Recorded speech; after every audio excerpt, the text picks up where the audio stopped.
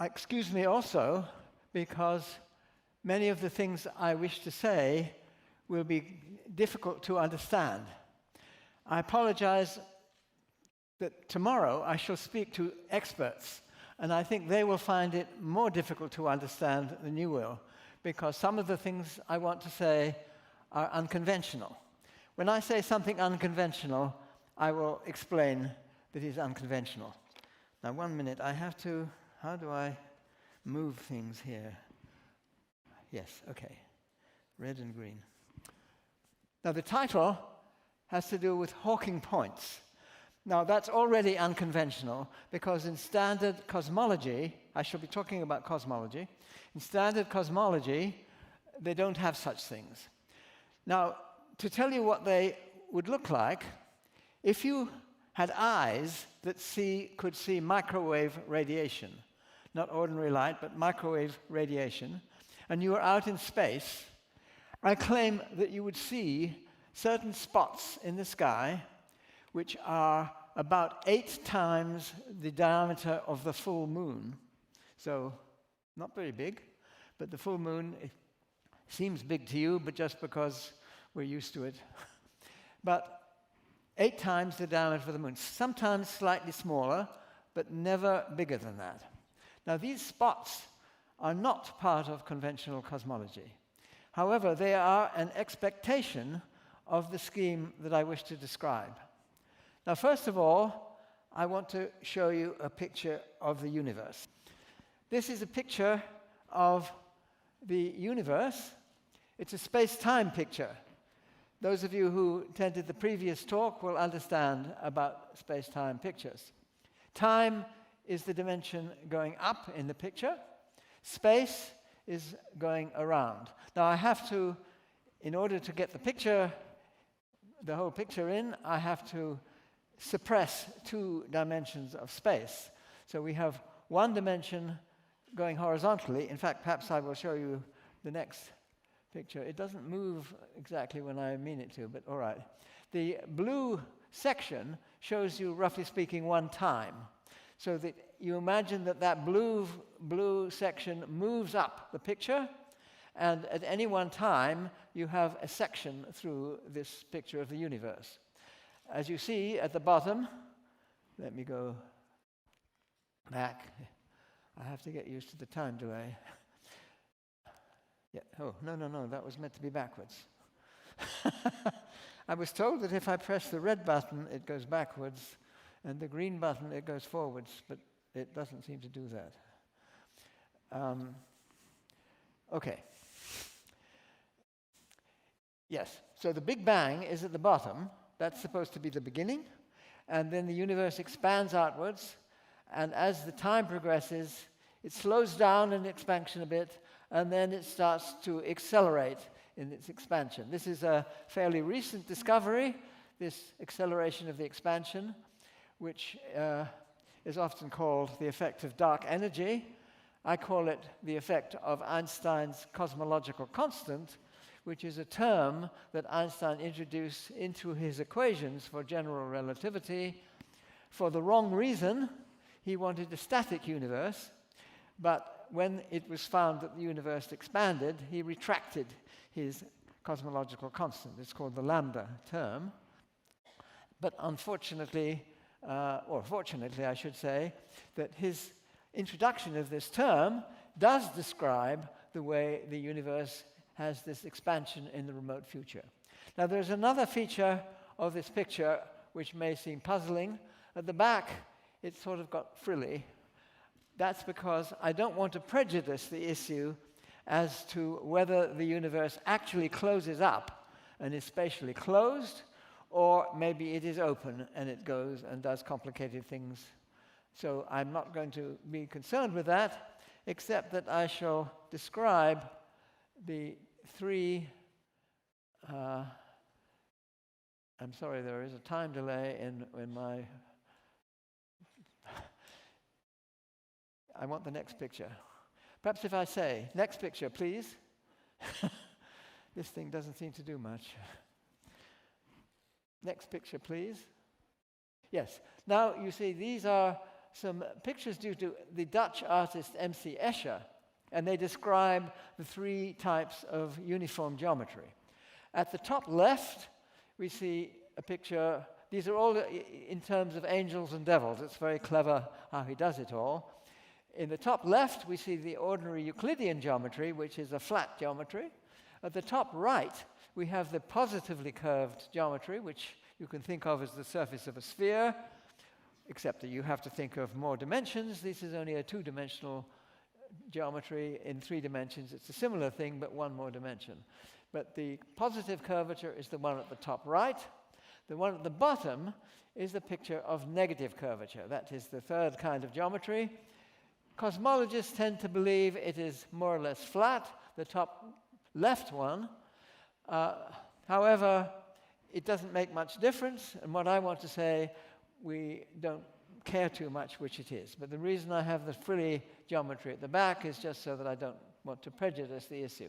The picture at the bottom will have importance for us later on, and I'll come back to it. Now, I want to move to the next picture, if I may, which I should talk about it if I could remember what it is. It's just the one we just had. So this is our universe. Now, I want to say something about the Big Bang.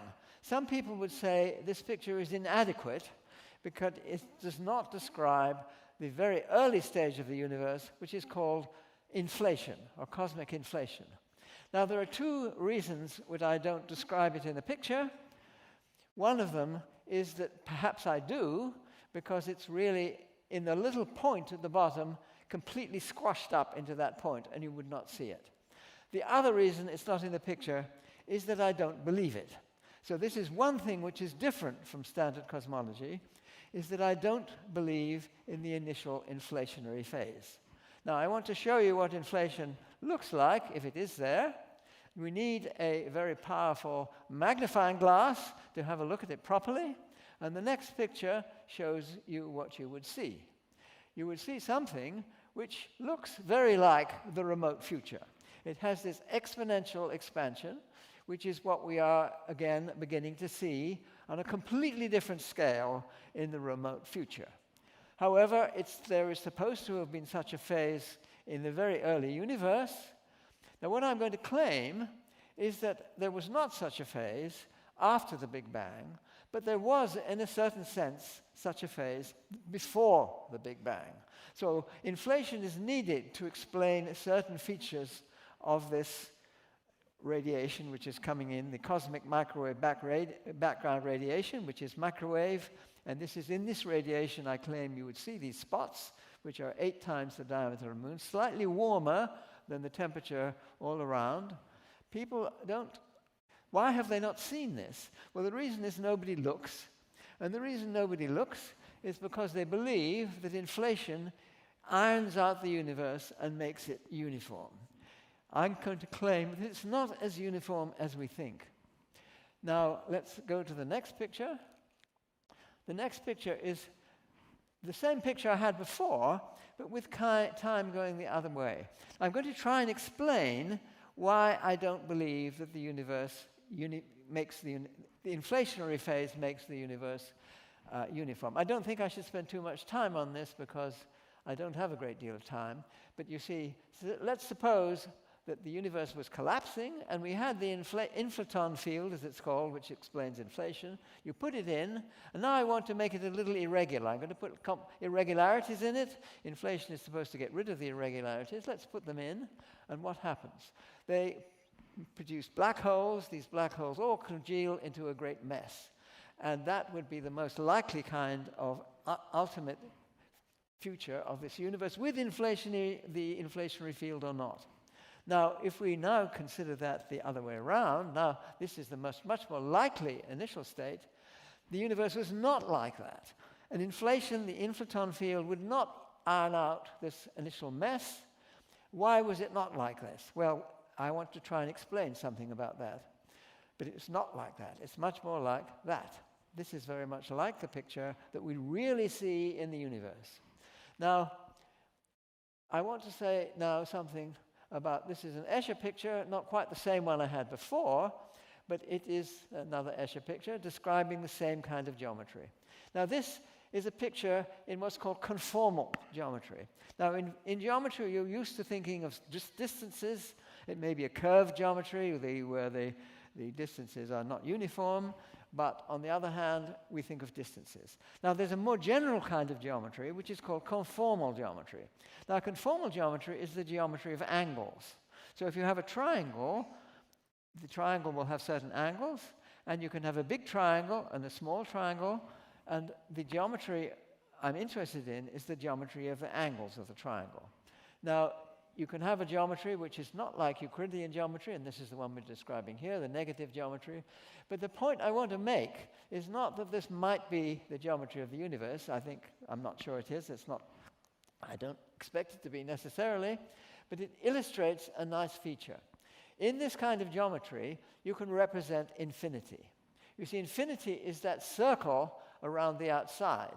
And you see that the little fish, or whatever they are, get very, very small, but they think they're just the same size. In the geometry being described, the white ones and the black ones each think they're exactly the same size and shape, no matter how close to the boundary they are. But from our perspective, we can do a conformal map which squashes the whole picture down so that infinity is represented by a finite boundary. Now, this is a very useful trick in relativity, and I'm going to use this trick in space-time, not just in this two-dimensional space, but in four-dimensional space-time.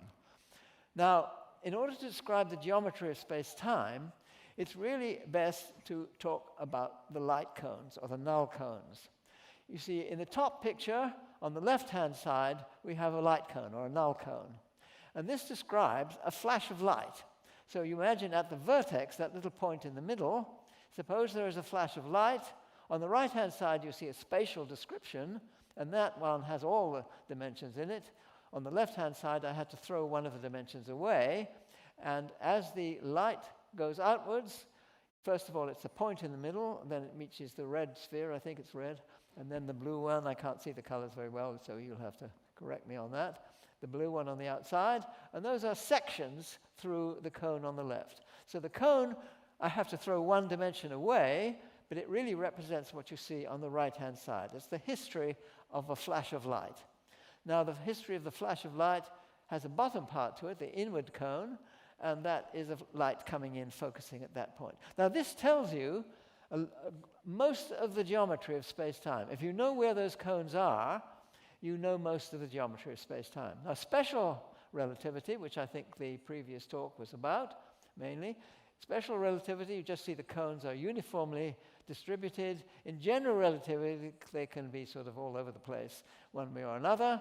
The important thing is that light, a flash of light, or a particle of a photon of light, is described by a line which is along the cones all the time, whereas a massive particle would always be within the cones.